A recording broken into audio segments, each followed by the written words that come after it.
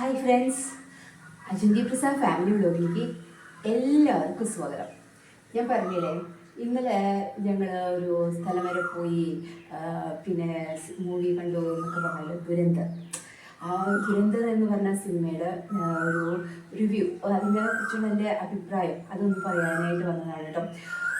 അടിപൊളി പടമാണെന്നാണ് എനിക്ക് ഫീൽ ചെയ്തത്. എനിക്കെന്നല്ല, ഒരു രാജ്യത്തെ സ്നേഹിക്കുന്ന, അല്ലെങ്കിൽ നമ്മൾ ഒരു രാജ്യം എന്നുള്ള ഒരു നാഷണാലിറ്റി നമുക്ക് ഉണ്ടെങ്കിൽ അത് എങ്ങനെ നമ്മൾ സംരക്ഷിക്കപ്പെടും, എങ്ങനെയാണ് നമ്മൾ അതിൽ നിന്ന് നമ്മൾ റിക്കവർ, ആ ഒരു വലിയൊരു ദുഷ്ടരിൽ നിന്ന് നമ്മളെങ്ങനെ നമ്മുടെ രാജ്യത്തെ സംരക്ഷിക്കുന്നത് എന്ന് നമ്മൾ നേരിട്ട് കണ്ടറിയുന്ന ഒരു അനുഭവമായിരുന്നു നമുക്ക് ഈ ചിത്രത്തിൽ ഉണ്ടായിരുന്നത് കേട്ടോ.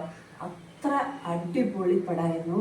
എന്താ പറയുക, ഒരു പെട്ടെന്ന് നമ്മൾ ഇങ്ങനെയൊക്കെ ചെയ്തത് കൊണ്ടാണ് നമ്മുടെ ഈ ലൈഫിൽ, നമ്മുടെ ഈ ലോകത്ത് ഇങ്ങനെയൊക്കെ നമ്മൾ ജീവിച്ച് മുന്നോട്ട് പോകുന്നത്.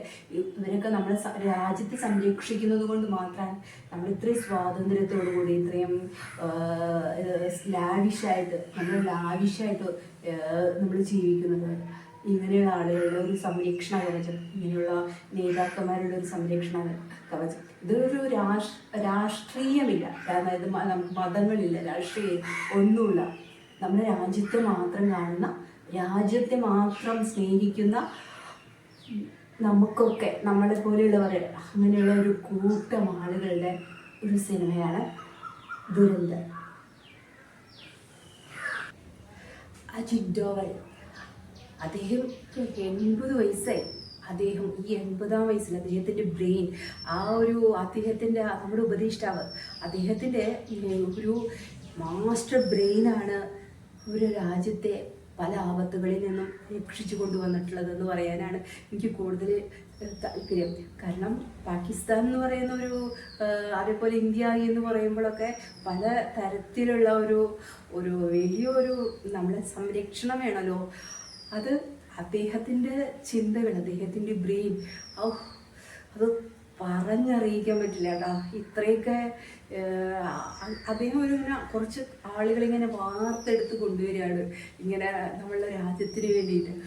അത് ഭയങ്കര രസമാണ്. നമുക്കത് കാണുമ്പോഴേ ഇത്രയും മാസ്റ്റർ ബ്രെയിൻ, ഇത്രയും ഒരു വാക്ക്, ഒരു പ്രവൃത്തി, ഒരു നോട്ടം, ഇതൊക്കെ വച്ച് നമ്മൾ ഒരു നിയന്ത്രണങ്ങൾ, നമ്മുടെ അതിനൊക്കെ വലിയൊരു കഴിവ് വേണം.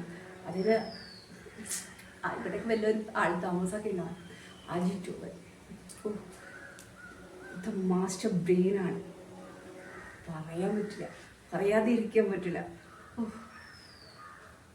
എന്താ കഴിവ്. ആദിത്യ ആണ് കേട്ടോ ഈ സിനിമയുടെ രചന, സംവിധാനമൊക്കെ നിർവഹിച്ചിരിക്കുന്നത്. എന്ത് ക്ലാസ്സായിട്ടാണ്, അതായത് എത്ര വർഷങ്ങളിങ്ങനെ മനസ്സിൽ കഥയുണ്ടായിരിക്കില്ല. ഒരു റിയലിസ്റ്റിക് ആയിട്ടുള്ള ഒരു കാര്യം, അത് നമ്മുടെ മനസ്സിലേക്ക്, അതിൻ്റെ ആ റിയാലിറ്റിയിലേക്ക് നമ്മുടെ മനസ്സും കൊണ്ടുവരാനായിട്ട് എത്രമാത്രം കഷ്ടപ്പെട്ടിട്ടുണ്ടാവും അല്ലേ. ആദിത്യ എന്ന് പറഞ്ഞിട്ട് നല്ല ഡയറക്ടറാണെന്ന് അദ്ദേഹം തെളിയിച്ചിരിക്കുകയാണ്. ഞങ്ങൾ ആദ്യം ഈ സിനിമ നമ്മൾ ഫസ്റ്റ് പാർട്ട് കാണാനായിട്ട് പോകുന്നത് വർണ്ണത്തിലാണ് കേട്ടോ. ഞങ്ങൾ ചെല്ലുമ്പോൾ സത്യം പറഞ്ഞാൽ നമ്മുടെ അവിടെ മാത്രമേ തൃശ്ശൂർ അവിടെ മാത്രമേ ഉണ്ടായിരുന്നുള്ളൂ തോന്നുന്നു. അപ്പോൾ വർണ്ണത്തിലാണ് കാണാൻ പോയത്. പക്ഷെ ആൾക്കാരൊക്കെ ഭയങ്കര കുറവ്. പക്ഷെ ക്ലാസ് പടം അല്ലെങ്കിൽ എനിക്ക് ഭയങ്കര കുറച്ച് കഴിയുമ്പോൾ ബോറടിക്കാറുണ്ട്, അങ്ങനെയൊക്കെ എന്തെങ്കിലുമൊക്കെ ഉണ്ടാവാറുണ്ട്.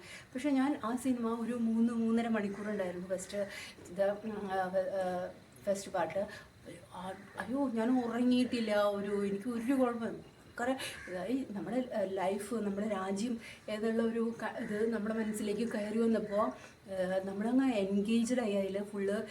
നമ്മൾ ആ ഒരു സിനിമ അങ്ങനെയാണ് കാണുക. അപ്പോൾ ഞാൻ അപ്പോൾ തന്നെ തീരുമാനിച്ചിട്ടുണ്ടായിരുന്നു സെക്കൻഡ് പാർട്ട് വരുന്നത് നമ്മൾ കാണും എന്നൊക്കെ വിചാരിച്ചു. ഇപ്രാവശ്യം നമ്മൾ ഫസ്റ്റ് ഡേ തന്നെ നമ്മൾ മൂവി കാണാനായിട്ട് പോയിട്ടുണ്ടായി.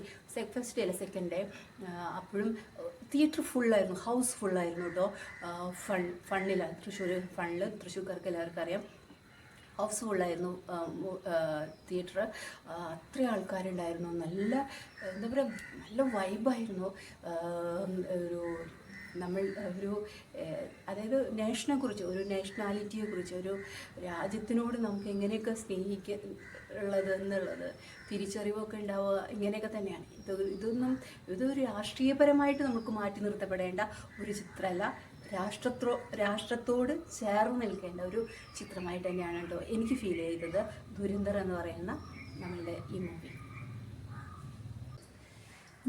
നമുക്കെല്ലാവർക്കും ഒരു രാഷ്ട്രീയമുണ്ട്, വ്യക്തമായ ധാരണകൾ, ഒരു പാർട്ടിയോടുള്ള ഒരു അനുകമ്പയുണ്ട്, അനുഭാവമുണ്ട്, എല്ലാം ഉണ്ട്. എനിക്കങ്ങനെയുണ്ട്, എനിക്കുണ്ട് കേട്ടോ, നല്ല വ്യക്തമായിട്ടുള്ള ഒരു പാർട്ടി അനുഭവമുണ്ട്. എങ്കിലും എനിക്ക് ഈ പടം ഒരിക്കലും ഒരു രാഷ്ട്രീയപരമായിട്ടോ ഒരു പാർട്ടിപരമായിട്ടോ ഒന്നും മാറ്റിവെക്കേണ്ട പടമല്ല കേട്ടോ. ഇത് നമ്മുടെ രാജ്യത്ത് നടന്ന കഥ, രാജ്യത്തിന് വേണ്ടിയുള്ള ഒരു കഥയാണ്. രാജ്യം എങ്ങനെ സംരക്ഷിക്കപ്പെടുന്നു എന്നുള്ളതിന് അതിന് ആരൊക്കെയാണ് നേതൃത്വം കൊടുത്തത്, നമ്മുടെ രാജ്യം ഇങ്ങനെ ഇത്രയും സംരക്ഷിക്കപ്പെട്ട് നിൽക്കുന്നുണ്ടെങ്കിൽ ആരൊക്കെയാണ് അതിന് നേതൃത്വം കൊടുത്തത്, അതൊക്കെ നമ്മൾ വ്യക്തമായിട്ട് തിരിച്ചറിയുന്നത് ഇങ്ങനെ സിനിമകൾ കാണുമ്പോൾ തന്നെയാണ്. ഒരുപാട് പത്രങ്ങൾ വായിക്കുന്നവരായിരിക്കില്ല, അല്ലെങ്കിൽ നമുക്ക് എന്തൊക്കെ നടക്കുന്നു എന്ന് വ്യക്തമായിട്ട് അറിവുകളൊന്നുമില്ല. ഒരിക്കലും ഒരു മതത്തെയോ ഒരു രാഷ്ട്രീയത്തെയോ ഒരു പാർട്ടിയെയോ അല്ലെങ്കിൽ ആളുകളെയോ ഒന്നും വേർതിരിക്കുന്നതല്ല. ഇത് ഒരു യാഥാർത്ഥ്യം നടന്നത് നമ്മളിലേക്ക് ഒരു ബോധം ഉണ്ടാക്കി തരിക എന്നുള്ളത് വളരെ സത്യസന്ധമായിട്ടുള്ള ഒരു കാര്യം തന്നെയാണ്. അത് നമ്മൾ തിരിച്ചറിയുമ്പോഴാണ് അതിൻ്റെ ഭീകരത എന്തായിരുന്നു എന്നുള്ളത് നമ്മൾ മനസ്സിലാവും. ഒരു ഭീകരമായ ഒരു അന്തരീക്ഷത്തിൽ നിന്ന് നമ്മുടെ രാജ്യത്തെ ഇങ്ങനെ സംരക്ഷിക്കപ്പെട്ടു എന്നുള്ളത് നമ്മൾ തിരിച്ചറിയുന്നത് ഇങ്ങനെ മൂവീസ് വരുമ്പോഴാണ്. അല്ലെങ്കിൽ നമ്മൾ പറയുന്നത് ആ ചാനലുകാർ അങ്ങനെ പറഞ്ഞു, ഈ ചാനലുകാർ ഇങ്ങനെ പറഞ്ഞു, ഇങ്ങനെ ഇതൊന്നുമല്ല. ഇത് നമ്മുടെ രാജ്യത്തിൻ്റെ ഒരു കഥയാണ് ധുരന്തർ.